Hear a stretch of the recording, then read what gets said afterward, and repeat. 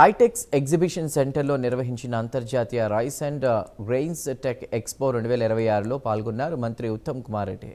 దేశంలో తెలంగాణను వరి ఉత్పత్తిలో ప్రపంచ స్థాయి గుర్తింపు తీసుకొస్తామని చెప్పారు. రాష్ట్రాభివృద్ధిలో రైస్ మిల్లర్లు కీలక భాగస్వామ్యులని తెలిపారు. రైతులు, మిల్లర్లు, వినియోగదారులు అందరూ కలిసి అభివృద్ధి ఫలాలను సమంగా పొందేలా చర్యలు తీసుకుంటామని వెల్లడించారు.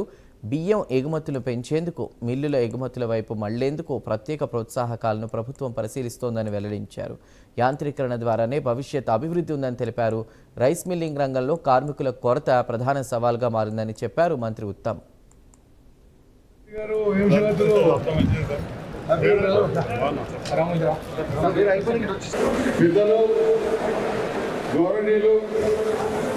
రాష్ట్ర పౌర సరఫరాల శాఖ మంత్రులు,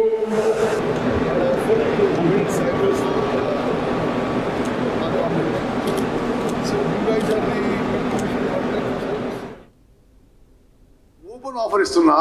గతంలో ఏ డిఫాల్ట్ ఉన్నా సరే, ఏ సంవత్సరం అయితే మేము ధాన్యం కొనుగోలు చేసినామో ఆ రేటు ప్రకారం కైండ్ కానీ క్యాష్ కానీ okay, plus civil supplies corporation ఆ ఇంట్రెస్ట్ బర్డన్ బేర్ చేసింది కదా, ఆ ఇంట్రెస్ట్ బర్డన్ వరకు మిల్లులని క్లియర్ చేయమని చెప్పండి.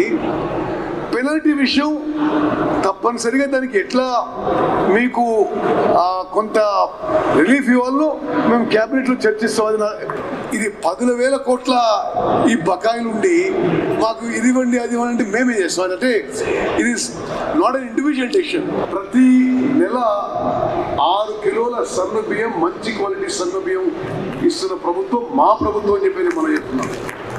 సంవత్సరానికి దీనికి 14,000 కోట్లు ఖర్చు పెడుతున్నాం. ఏది ఈ 3,20,00,000 మందికి ప్రతి నెల 6 కిలోల ఉచితంగా సన్నబియ్యం, మంచి క్వాలిటీ సన్నబియ్యంలో మా ప్రభుత్వం 14,000 కోట్లు ఖర్చు పెడుతుంది.